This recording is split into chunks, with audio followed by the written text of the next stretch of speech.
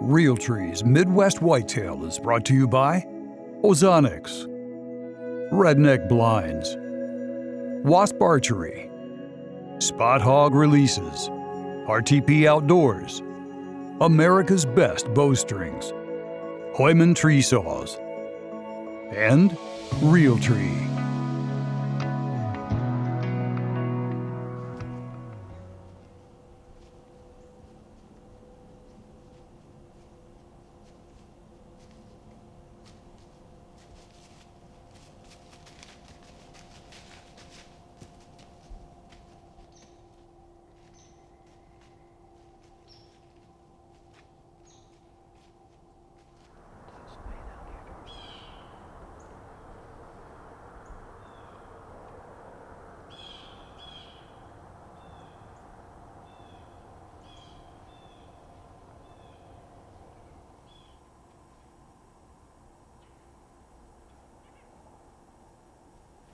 Shortly after daylight here, November 23rd.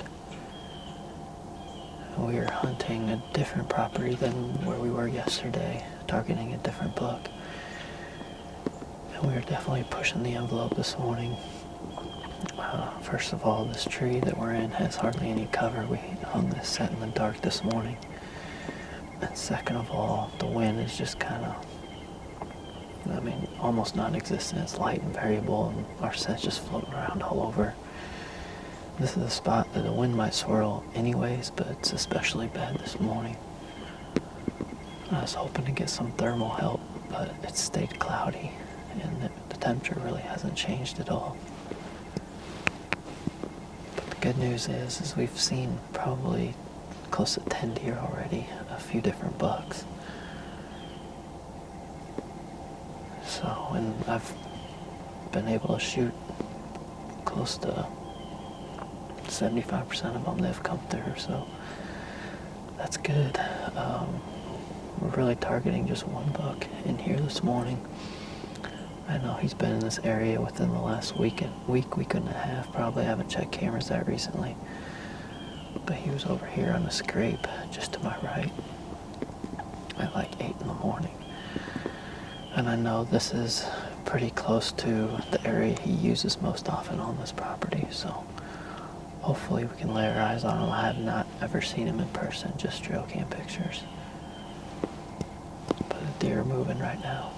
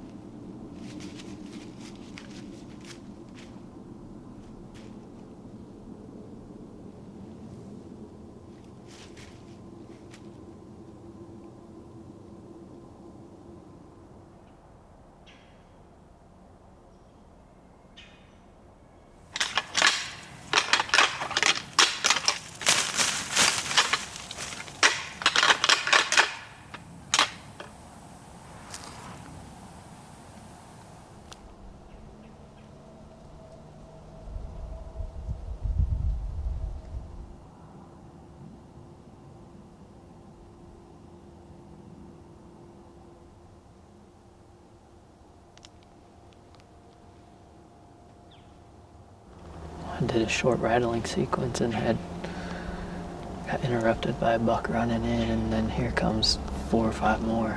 We were surrounded by bucks, but unfortunately I don't think anything was older than 2.5. Just a bunch of small ones. But it's always cool to see that many deer come into calling like that. It's about 9 o'clock. We've been covered up in deer all morning, but unfortunately we have to get down. We got camera batteries dying. We gotta get everything charged up before our afternoon hunt. So we need to get to a charger. And I think we're gonna make a move on the buck we saw last night. try to inch our way a little bit closer, somewhere near where he came out. I'm not sure yet until I get out there, but that's the plan as of now.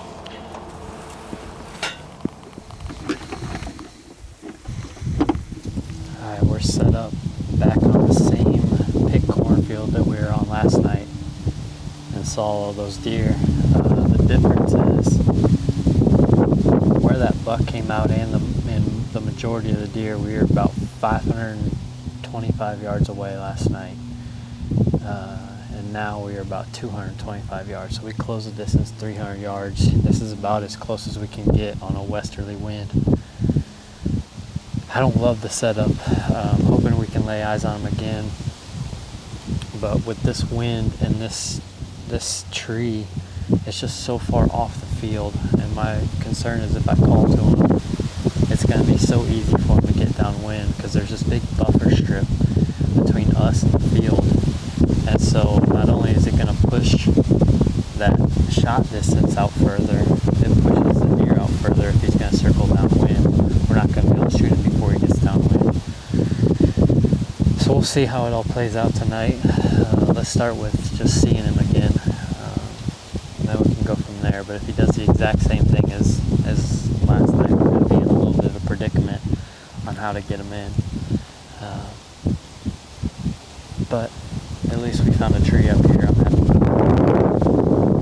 It's almost 3:30 already. We're a little bit late. We're doing some stuff. Obviously, we have a hang Tuesday and stuff.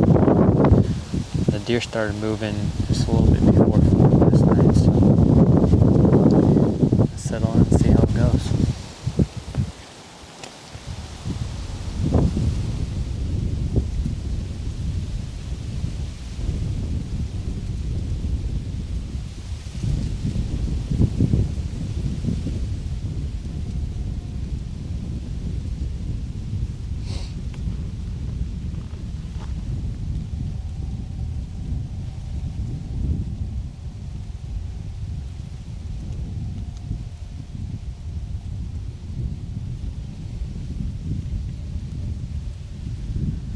That's hunting for you. One night see 25 plus deer, and the next night barely see 5 in the same spot. It's similar condition, just a little bit warmer, but I see that quite often where you just don't have 2 really good nights in a row. And that was the case tonight. I rattle right now.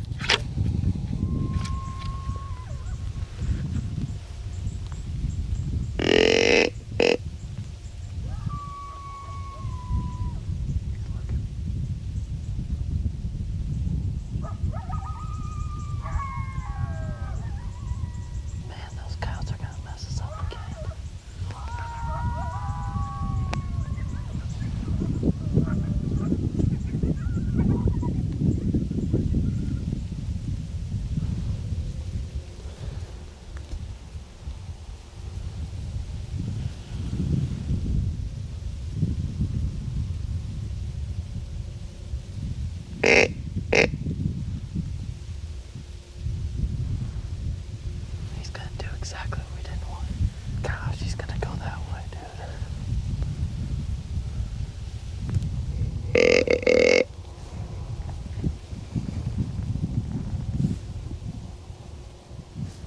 You think he can hear that? I don't know. He doesn't act like it. Well, you guys saw what happened after that final interview. He came out with a group of does, and I called to him. And it kills me because I knew better. I knew I should not have called to that deer in that spot. I was talking about it all night from the time I got to the tree and saw the way that tree set up, but I couldn't not try it. Those bucks are so callable right now when they're not paired with a doe. And of course, call to him, he comes in, he does exactly what I expected, and we could not get a shot. I don't think he got within even 80 yards. That buffer strip that I was talking about pushed him back even further out into the field.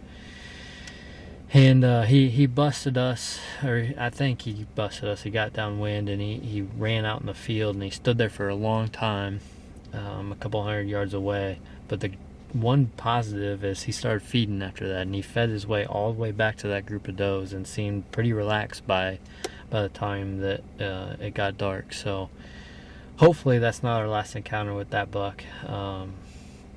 He's an awesome deer. He might be a little call shy for a little while right now. Basically, when I knew we didn't have a chance, when I knew that he was going to get to where we couldn't shoot him and get on our downwind side, I started calling quite a bit, throwing grunts and snort wheezes his way, just trying to do anything to pull him off of that line just a little bit. And it didn't work. Of course, he knew where he needed to go to get downwind of that calling, and he was heading there. So, like I said, he might be a little call shy, but he's come out in the same spot 2 nights in a row now, and he's ended up in the same spot by dark. So it's going to be warm the next couple days, but I'm going to keep trying to figure out how I can get on this deer.